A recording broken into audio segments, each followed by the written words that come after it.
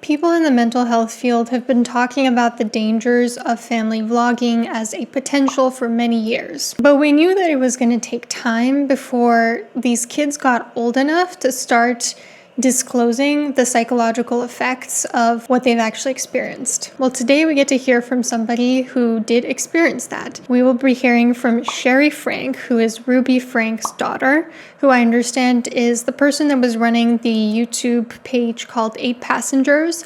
Now, I'm not familiar with family vlogging channels. I don't watch them, but 8 Passengers was in the news a few months back because of some really egregious treatment. I believe Ruby Frank is in jail or prison right now. I'm not quite sure, but she is incarcerated that I know of. Like I said, I don't know the exact details of this family situation. There are plenty of articles out there if you'd like to inform yourself deeper. But today I really want to focus on Sherry Frank's speech that she gave in court because it touches on some really important points and it shows that we are finally getting to hear from the victims of family vlogging. So without further ado, let's just get straight into it.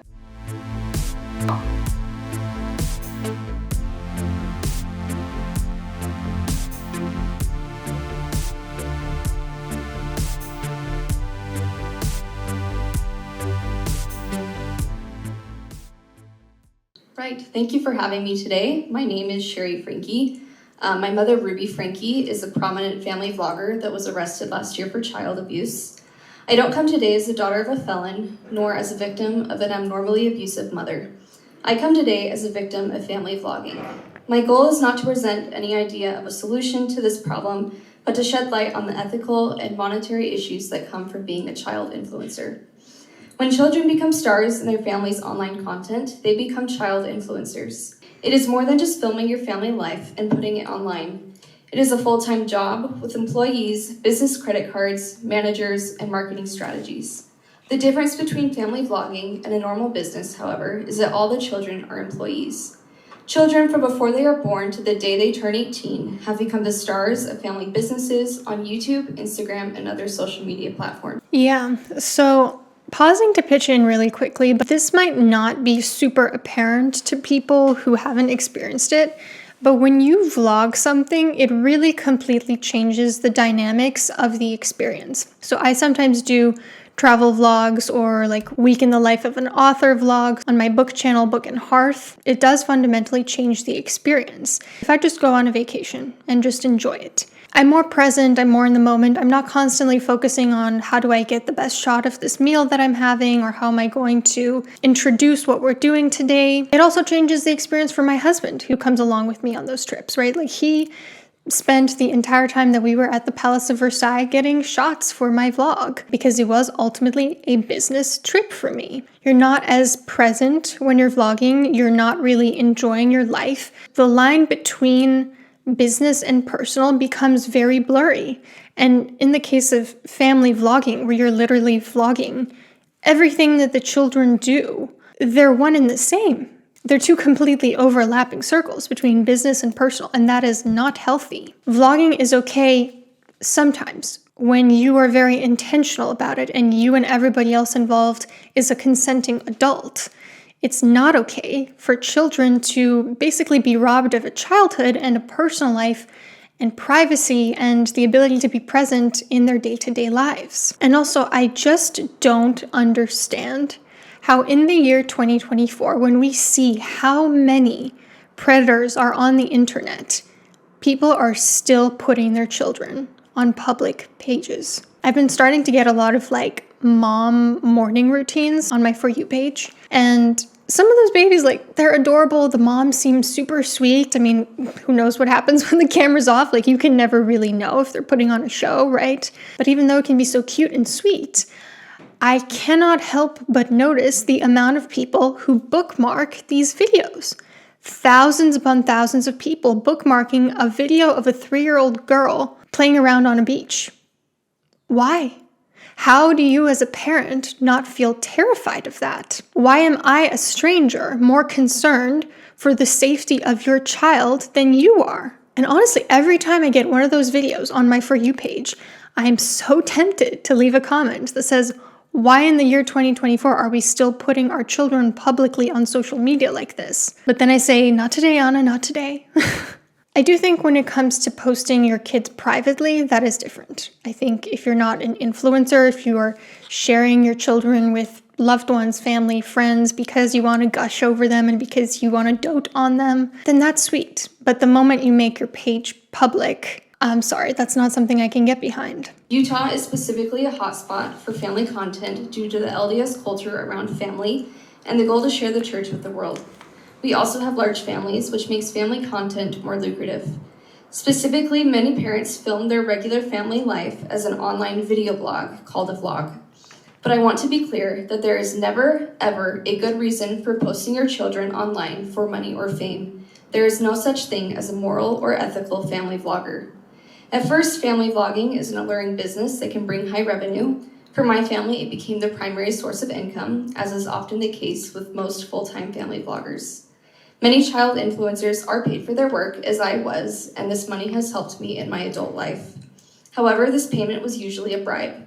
For example, we'd be rewarded $100 or a shopping trip if we filmed a particularly embarrassing moment or an exciting event in our lives. Or other times, simply going on vacation was expected to be payment enough, because most kids don't get to go on regular and expensive trips. When she said the word bribery, I kept thinking about how this can basically be used as a form of reinforcement for all the wrong things. So like reinforcing a kid having a temper tantrum or a really emotional reaction on camera. What do you think that's going to do if you give a kid money or even just praise and validation for doing those things? They're going to do more and more of them. So you can see how family vlogging can inadvertently lead to behavior and emotional difficulties. Or even if you're not reinforcing outbursts, let's say, if you're reinforcing other things like the kid just being super charismatic on camera and just being very affable, the child is still learning certain things, still internalizing certain messages that are being reinforced to them. Like, okay, this is the way I need to behave. I can never stray from this because if I stray from it, I'm going to get punished. And punishment isn't necessarily something bad happens to you. Punishment can also be something that you want gets taken away. Like you don't get the money that you expected to get that week for your labor. Because that's what it is. It's labor. It's child labor. Never mind the fact that the child's labor is actually what paid for the vacation or trip. There is no law in place to guarantee that child influencers get any money from their work. If a family account does not become an LLC, parents are taxed heavily for paying their children. But parents also receive tax write-offs for the regular clothes that they wear, the gas money used to drive places, and even the houses they live in. Anything that is filmed can be written off. And even after registering their business as an LLC, there is no guarantee that children will get paid. Any payment that does happen is under the table with no paper trail. And how do we determine how much a child should make from appearing in family content? What price is worth giving up your childhood? We talk a lot about power dynamics in today's society. And already there's a power dynamic between an employee and an employer. Already there's a power dynamic between an adult and a child, a parent and the child. When you combine those, can you imagine how vast is the power imbalance between the person who has most of the power and the person who has a tiny, tiny fraction of it? That discrepancy is so vast that it is rife for the possibility of it being abused, right? Like these are the two elements of abuse, power and control.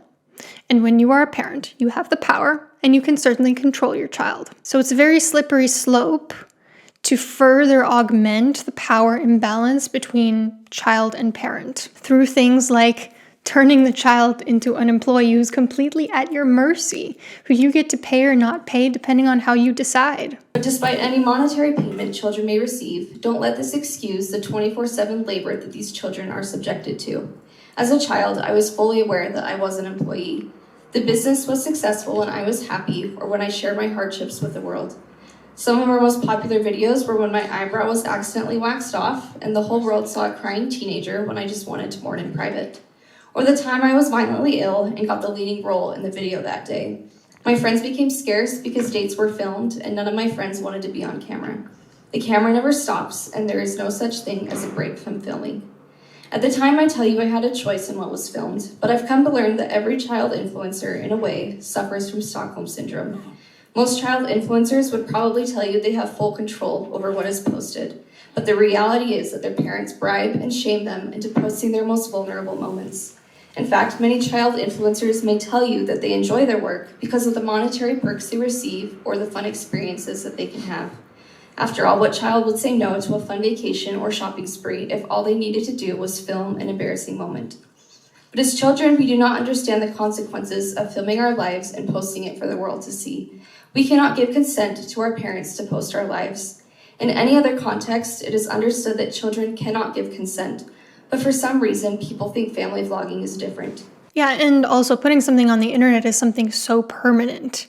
Like, we don't trust children, minors, to make permanent decisions. They're not allowed to get tattoos. They're not even allowed to get piercings without their parents' permission until age 18. Their parents, in turn, have the permission to pierce their ears at 2 hours old if they so desire. I realize the impact that filming as a child would have on me now. My social media became flooded with rumors of having sexual relations with my own brother, to being called a baby birthing machine at the age of 13. All these things have stuck with me, and I will forever live between the ages of 13 to 17 in many of my viewers' minds. I mean, look, I'm always talking about the effects of online hate on this channel, and the fact that the way people act online is just so out of control. But when you also throw a child into the mix, who again cannot consent to being online, who somebody with a lot more power and control over them has decided you're going to be online, then that's doubly disempowering, because somebody made that call for you, and then once they made that call, it turned out to be something that brought you a lot of hate, and that completely shifted the way that you see yourself, and probably to some extent also traps you at that age at which the trauma has occurred. In addition, pedophiles stalk the internet, specifically seeking out child influencers. I promise you that the parents are aware of these predators and choose to post their children anyway. I understand that this is a big issue to tackle, and I am not asking you to ban family vlogging, though that is my end goal. I also understand that as Utahns, we don't appreciate big government overreach, but when it comes to protecting children, it should be a bipartisan issue. The only people harmed by child influencer laws are the parents exploiting their children. While this may not seem like an issue now, as child influencers in Utah continue to grow up, I foresee there will be legal crises, with these children realizing that vlogging has brought severe emotional distress, or these kids may realize they don't have an appropriate amount of money to show for their labor. After all, how does that child know how much they should have made versus what their parents may or may not have paid them? Let's deal with this now before we reach that point. But even despite a good paycheck, I want to be absolutely clear that there is no amount of money that can justify selling your soul as a child to the world. In no other industry would we justify unregulated child labor with a huge paycheck, and we should not do that here.